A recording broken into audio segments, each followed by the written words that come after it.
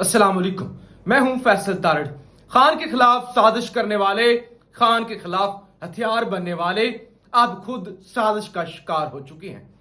ताकतवर हलकों से हंगामी राब्ते किए जा रहे हैं, फोन किए जा रहे हैं, तरले और मिन्नतें की जा रही हैं और आपस में ही अब नून और पीपी की लड़ाई शुरू हो चुकी है।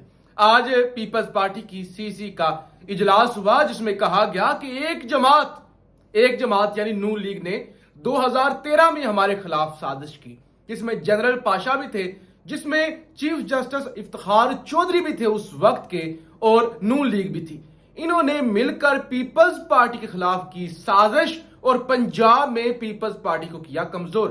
बिलावल भुट्टो ने कहा ये जो एक जमात है ना, ये जब इक्तदार में होती है तो गले से पकड़ लेते हैं, यानी मुश्किल में हो तो ये पांव पड़ती है, जब इसके पास आसानी हो, इक्तदार में हो, मजे में हो तो फिर ये गले पकड़ती है। अब शिकवे किए गए, शिकायतें की गई कि नून लीग के तो मजे हैं, सब कुछ उनके साथ अच्छा है, एस्टैब्लिशमेंट उनके साथ चल रही है, नवाज शरीफ को वापसी के लिए ग्रीन सिग्नल मिल रहे हैं, हमें लेवल प्लेइंग फील्ड नहीं मिल रही। खुदा की करनी। और देखिए जरा, एक वक्त था नून लीग कहती थी लेवल प्लेइंग फील्ड, तराजू के पलड़े बराबर करो।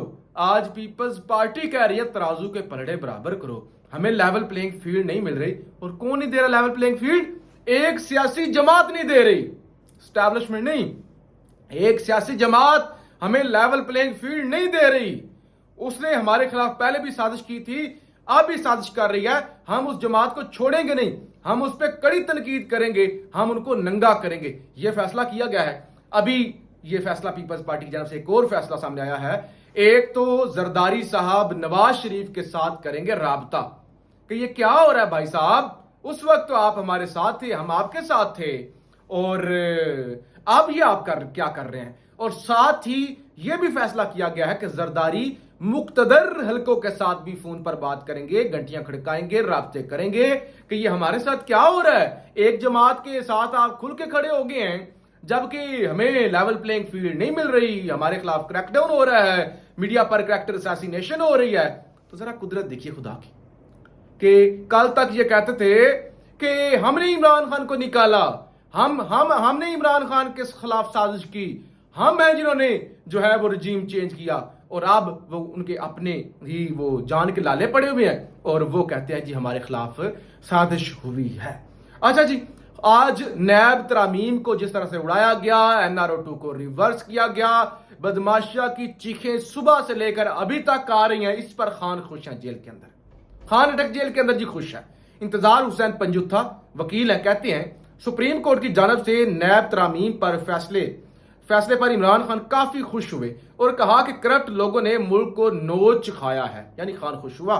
रजीम चेंज के बाद पाकिस्तान आज जिस मोड़ पर खड़ा है, इसके जिम्मेदार और कोई शख्स नहीं, सिर्फ वो शख्स है जिसने कहा था कि मैं न्यूट्रल हूं, यानी जनरल बाजवा।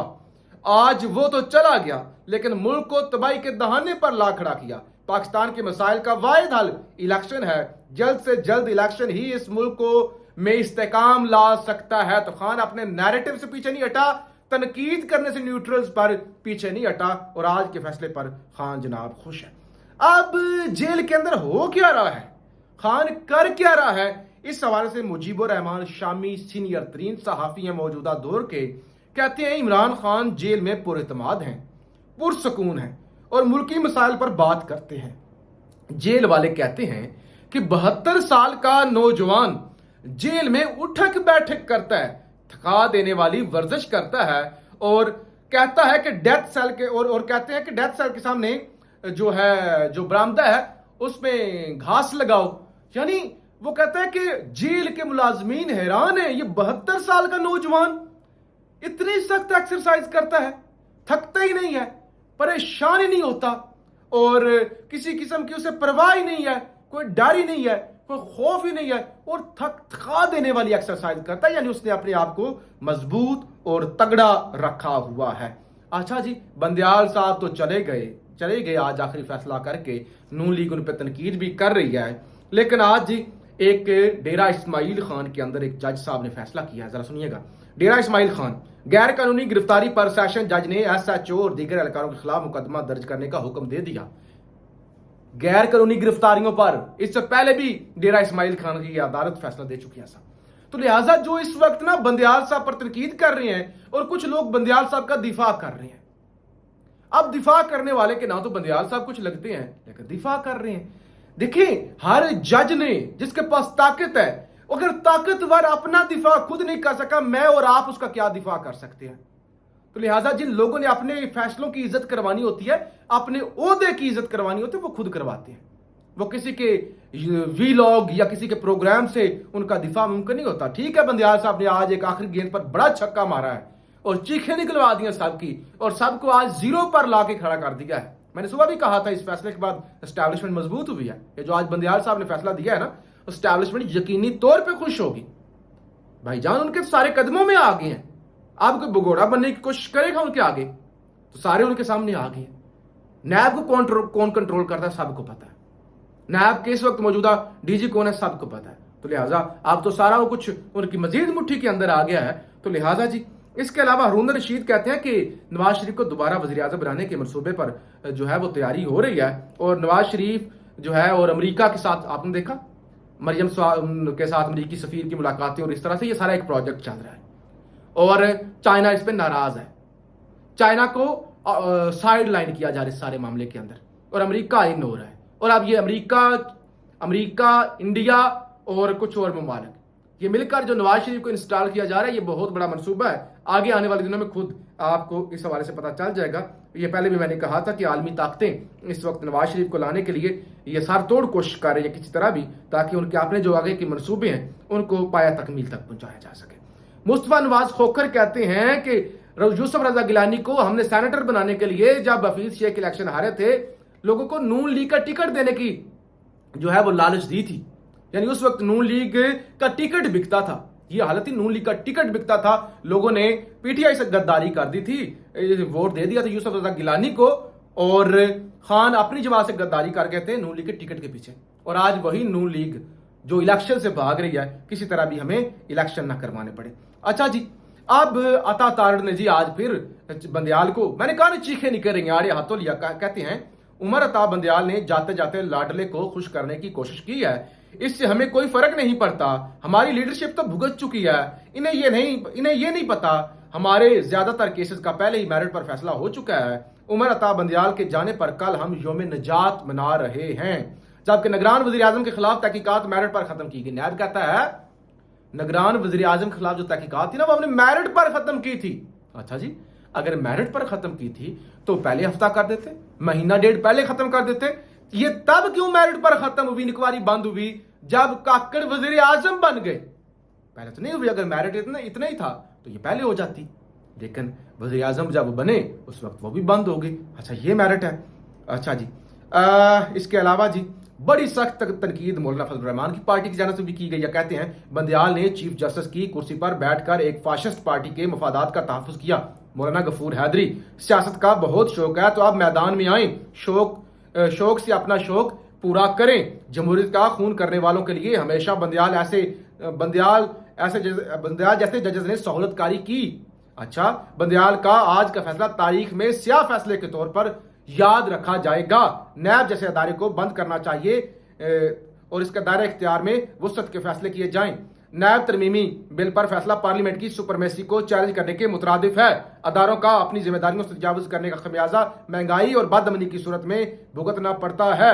کرسیوں پر بیٹھے افراد پروٹوکول اپنے منصب کا لیکن شوق سیاست کا رکھتے ہیں، یہ جے یو آئی فے کی جانب سے کہا گیا ہے. پھر جناب منصور علی شاہ صاحب کا اختلافی نوٹ بھی سامنے آ گیا جس میں انہوں نے بہت ساری باتیں کی. انہوں نے کہا کہ قومی احتساب بیورو نیب یعنی ترامیم کا اچھا جی جو ہے وہ منتخب نمائندوں کے ذریعے اختیارات کے استعمال کے آئینی اصولوں سے مطابقت نہیں رکھتا. یعنی ججز کا جو کہ منتخب نہیں ہو کے آتے، اگر وہ منتخب نمائندوں کے حدود میں انٹرفیئرنس کرتے ہیں تو یہ ان کے پاس اختیار نہیں. حضور یہ بات بالکل ٹھیک ہے، کسی کو اختیار نہیں ہے کہ وہ تجاوز کرے، نہ فوج کو، نہ عدلیہ کو، نہ پارلیمنٹ کو. لیکن جب قاسم سوری نے رولنگ دے دی تھی سائفر کی بنیاد پر، سائفر ایگزسٹ کرتا ہے، سائفر کی بنیاد پہ آج عمران خان جیل میں ہے، تو پھر اس وقت اس رولنگ کو کیوں اڑایا گیا تھا؟ اس وقت ٹوٹی ہوئی اسمبلی کو کیوں بحال کیا گیا تھا؟ کیوں انٹرفیئرنس کی گئی تھی؟ کیوں رات کے 12 بجے جنرل باجوہ کو بچانے کے لیے عدالتیں کھولی گئی تھی؟ تو یہ بھی دیکھنا چاہیے.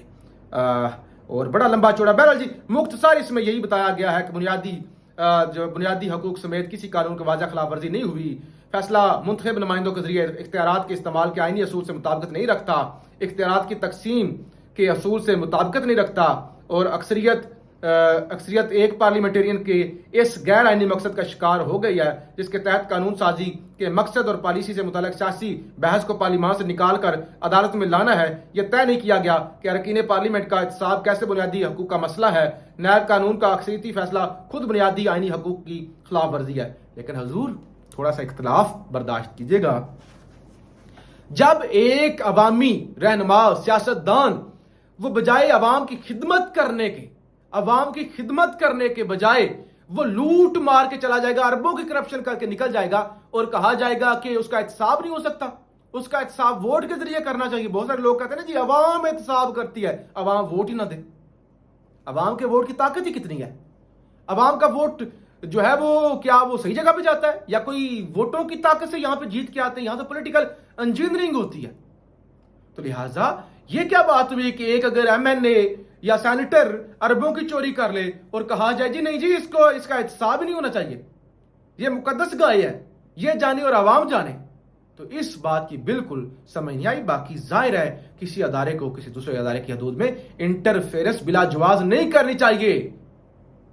اپریل 2022 میں بھی نہیں کرنی چاہیے تھی، رات کو 12 بجے عدالتیں بھی نہیں کھولنی چاہیے تھی۔ میں بالکل دفاع نہیں کر رہا بندیال صاحب کا، مجھے کیا ضرورت ہے کہ میں کسی کا دفاع کروں؟ ضرورت ہی نہیں ہے۔ ججز وہ ڈیرا اسماعیل خان والے بھی تو جج ہیں نا، انہوں نے پولیس پر اس نے کرایا اپنے فیصلے پر عمل، انہوں نے پولیس والوں کے خلاف مقدمہ درج کر دیا۔ لیکن ایک چیف جسٹس ہو کے اگر اپنا دفاع نہیں کر سکتا تو کوئی میں اور آپ تو کسی کا دفاع نہیں کر سکتے۔ بہرحال جی نیندیں اڑ رہی ہیں، لیول پلینگ فیلڈ مانگی جا رہی ہے، خان جیل کے اندر خوش ہے اور طاقتور کو سزارداری صاحب رابطے بھی کر رہے ہیں۔ پاکستان زندہ باد۔